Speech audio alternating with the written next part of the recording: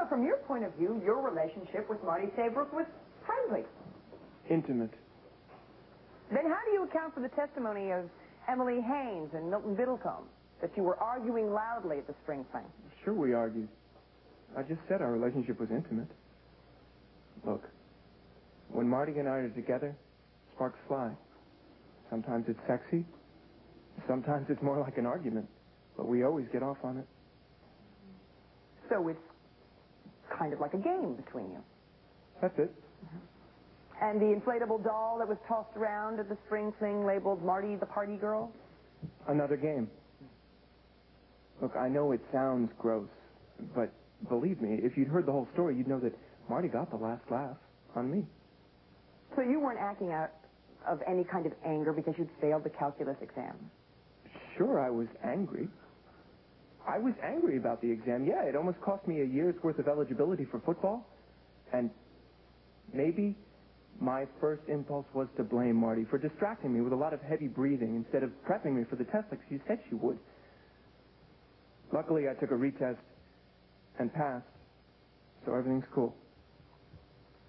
So the night of the spring fling, there was no hidden agenda, no secret revenge you planned against Marty? No. I was there to have fun, like she was. I figured we'd have a few beers, get into one of our usual fights, and then make up, like always. And did you? Make up? Yes, ma'am.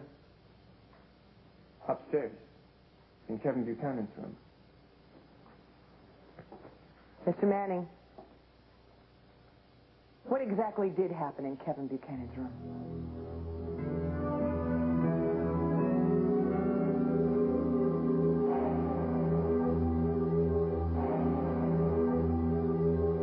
It's a code with us at the Kappa Alpha Delta fraternity.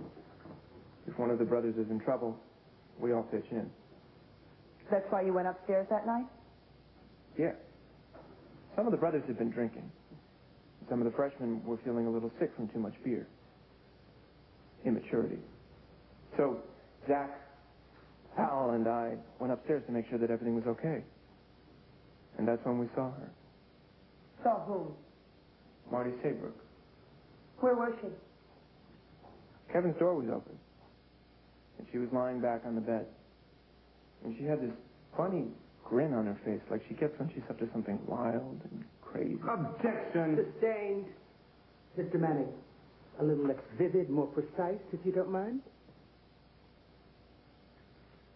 Mr. Manning, did you force your way into Kevin Buchanan's room? No, ma'am. Well, she invited us.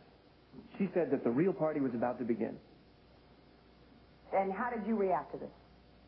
I wasn't surprised. Even though you've been arguing downstairs earlier? No, I said before, Marty, she changes like the weather. One minute she wants to fight. Next she wants to kiss and forget it. Okay. So that's when you went into the room. You and Mr. Rosen and Mr. Lord. What then? Then she did surprise me. She told Powell to lock the door. Liar. He's the one who told Powell to lock it. It doesn't matter. She said it was a private party. And to prove it, she danced with all three of us. Really close. He's lying. He made me. What happened then?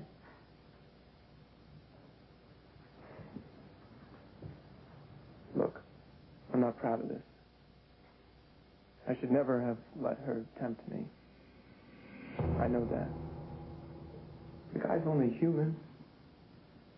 And when a woman's as wild as Marty, and that's the way she wants it. What way, Mr. Manning? What did she want? She wanted to have sex with us. All three of us. She kept grabbing and pawing at us, and she never once said stop.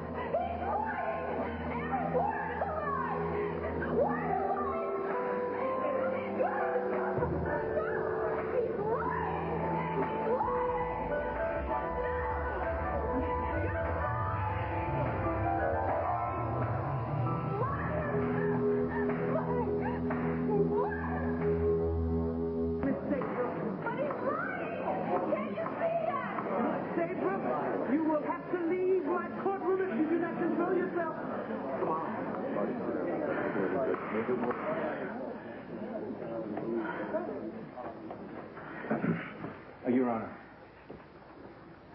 On Miss Saybrook's behalf, I do apologize.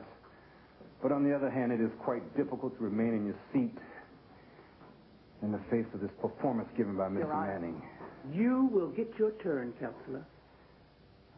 Miss Gannon. Thank you. Mr. Manning, I know this is not easy. It is not easy for anyone. But we need to hear the facts, however painful or regrettable. You had sex with Marty Saybrook? Yes, ma'am. Consensual sex? She didn't resist? Resist? She initiated it. First with me, then Zach, then Powell. It wasn't until afterwards that she decided that she'd done something bad. Your Honor! Jury, disregard that last statement. The facts, Mr. Manning. The facts, Todd. The facts. After you had sex with Marty Saybrook, how did she behave? She got upset. She was crying? She was hysterical? No. No, she was upset that we might tell. She made us promise that we'd never talk about what we'd done. And then she told us to leave. She wanted to finish her booze. She had this flask that she kept with her all the time, like a teddy bear. Judge, one more time. We apologize for the teddy bear.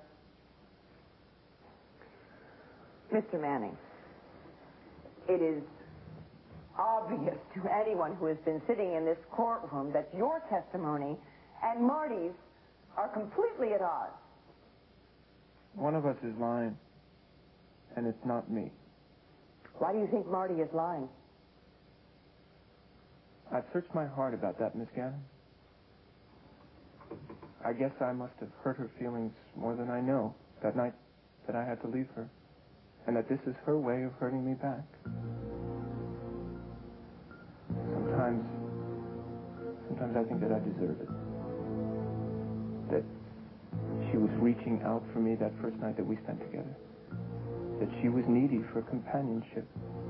And if I'd only been a little more sensitive, then maybe. One more question, Mr. Manning. How do you feel about Marty Saybrook now? I feel sorry for her. She needs help. But I think that there's one thing that she should know. Marty, I forgive you.